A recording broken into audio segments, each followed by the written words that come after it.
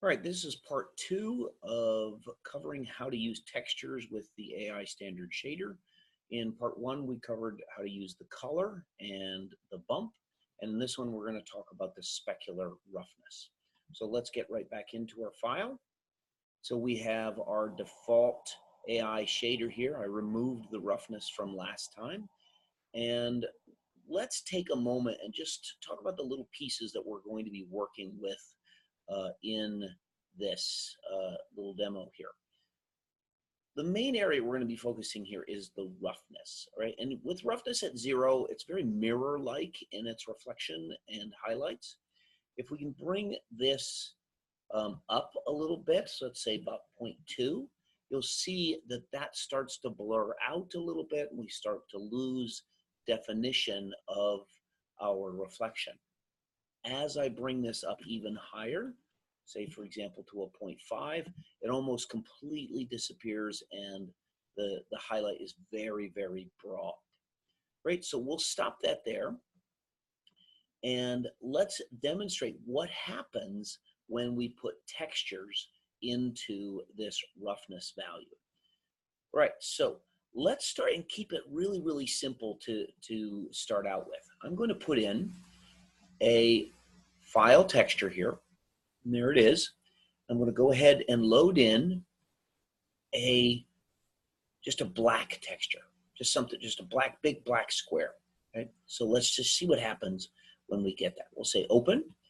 Because it is of the black and white images, we want to make sure that we bring that in as raw.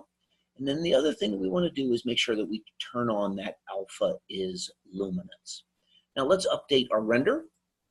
We'll just refresh our render here, and you'll see, hey, having black in our roughness value is like having a 0 in our roughness. Now, if we take a look over here, we'll notice that it looks like roughness has a 1 in it. All that means is that it's being driven by this texture right here. If I tried to grab this, it wouldn't let me move it anyway. So it's just a number it throws in there because we're using this file. All right, let's swap out this file for a different file. Let's go in and grab the white square and see what that does. All right, and so we'll update our render. You can see that's like having a roughness of 1, right? Like all of the reflection is practically gone, and we have a super broad highlight here. All right, great. Now let's start to see what maybe some another textures start to look like here. Let's throw in a checker texture, right? So what we would expect is that we get sort of a very broad reflectivity here, right? And a very high glossy reflectivity here. So let's give that a shot and we'll refresh our window. And if we can take a look, see we've got our checker right here, very, very little reflectivity and glossiness there, whereas over here, high reflectivity, and we're able to see the glossiness in that area. Great, so excellent. Let's throw in a checker that is a little bit different. Let's throw in a gray checker, right? And we'll see the difference here, that we won't get as reflective of a surface there. So let's just go ahead and open that up and update that render. You see, though we still have some reflectivity there, it has definitely dropped. And where we have white, we have none again, right? So very broad roughness, a value of around 1, and then sort of a mid value, in this case, probably, I don't know, maybe about 0.4 or something like that is what that gray is giving. So you can see a little bit of gray even off of the black is going to mean a lot in our textures. So let's play around with this a little bit more. Let's go ahead and throw in a scratches, all right? So I'm not going to throw in all the scratches here, but I brought them here just to show you the different options here.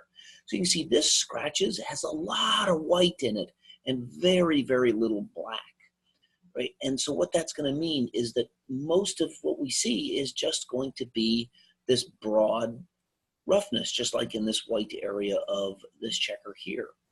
If I invert that scratches, all right, now it's mostly black, and we're going to barely see any of the scratches. Now, we will talk about a little node that we can use to aid us in modifying these, but we might as well learn to make our specular maps, our specular roughness maps, the correct way.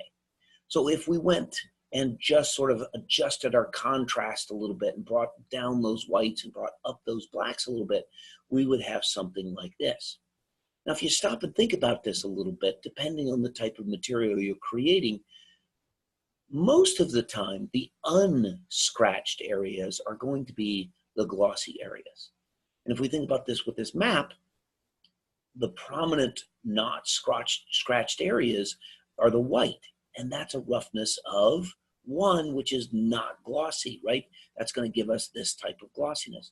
Whereas the black is going to show up as glossy, and that's sort of the opposite of what we're going to do. So what we're going to do is we're going to throw in this scratches in which we have made the black be the reflective, and then these scratches here be the areas that are not reflective as much. And different materials will give us different results, right? But we'll go with this. So I'm going to open this up, and I'll refresh this render. And actually, I need to change this to raw. All right, and then we'll refresh this again. Let's just go ahead and do that. And we're like, okay, well, we're getting a little bit in here. If we zoom in, let's let it finish rendering here, we can see a little bit of scratches here and there. We can bring that up a bit. You can see some scratches, especially along the edges here, things like that, right? But the areas that aren't scratches, we're getting that nice reflectivity. So, okay, you know, that's not bad, but we'd like it to be maybe a little stronger or something like that. Before we do anything, let's switch our color, because the white is making it a little bit hard to see. So let's switch this over to, let's use this red right here, all right? And so we can, oh, look at that. You know, we can definitely see those scratches on there, and maybe we want them to be a little stronger or something like that. So we could, if we wanted to, just take it into Photoshop and edit that. But oftentimes, we need to add an extra node. So I'm going to right-click and hold my right-click button here. I'm going to say Create Node. And in this little thing here, this search area, I'm just going to type in the word range. And I'm going to grab this AI range. And there we have that. I'm going to take this out color and put it into the input.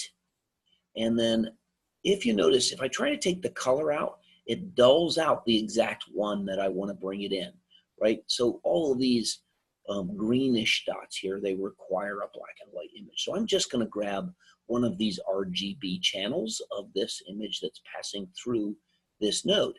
And because it's grayscale, right, the RGB values should all be the same. Typically, we take the R value and we'll throw that in there right like that. You'll notice that that kicks off my IPR render, but really no difference, right? Not really a big difference here. And what I'm going to do is I'm going to, as soon as this is done, I'm going to click and say store a snapshot. Let's just delete these old ones that I have here. We'll go ahead and say store a snapshot, and there it is, right? And now let's go into this range again, right? And we're going to change our gain a little bit. Let's see what happens if we put our gain at like 0.75. All right. Wow, it looks like it sort of took away some of those scratches, made it a little less prominent there. As soon as this is done, we'll take a snapshot. We'll take another snapshot there. So take a look. There is our original render here. This is with a gain of 0.75. Let's go ahead and turn this off for a second. And let's put this gain down to 0.25. So 0.5 gives us sort of this in-between value. And going either direction gives us that, wow, look at this already. We can see that, you know, this ball has been really beat up, right? it's had a lot of scratches on it and things like that. Looks like it's been kicked around or whatever. So we see there's the default. There is our high gain, and then this is a much lower gain. And that starts to, almost even starts to approach the rubber or something like that, especially if we were to bring down our reflection or weight a little bit. So just some different ways that we can control these values. All right, so let's strip these guys out. Go ahead and grab this guy out of here. Grab that guy out of there for right now. And we're going to stop our render here. Let's get out of the previews. And we'll stop that. All right, let's see, we're back to that super shiny, no roughness values. Let's go ahead and put this back at white. And let's just trigger off a render with that just so we know what we've got. All right, so we've thrown in different roughness values, and we've learned to play with them a little bit with this range here. What we want to do now is jump up our metalness up to 100%. There we get a very different type of reflection, very sort of chrome-like, and we're reflecting our background a lot more in our three light sources here.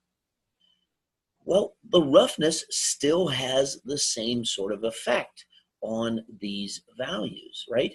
So let's go ahead and try to plug this guy into our roughness again. So we'll go out the alpha here, and we'll go directly in here first. Let's throw that in, and oh, look at that. Looks like that metal's now been super, super beat up. And again, let's just take a look at what this image looks like. Right, so we can see it.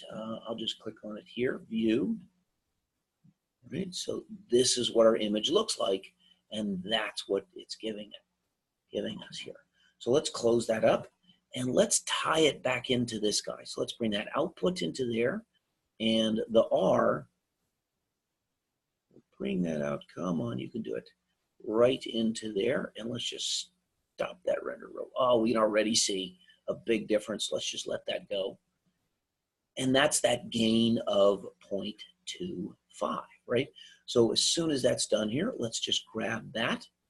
Let's put that gain back to 0.5, which would be our sort of standard render, all right? Very similar to what we had before.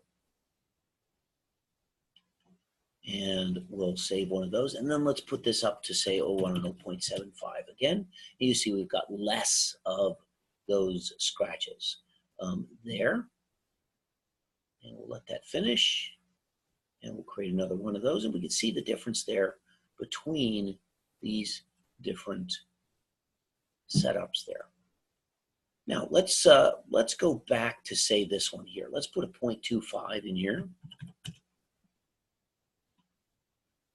All right, it's rendering. Okay, there we go. Let's go back to our material here. Now we can maybe start to say, okay, you know what, I don't want as much metalness. And see how that changes our texture. We could change our colors a little bit, right? We could go in and, oh, let's see what putting this blue in here does. Right, you can see very, very different types of textures, but it still looks like that roughness is working.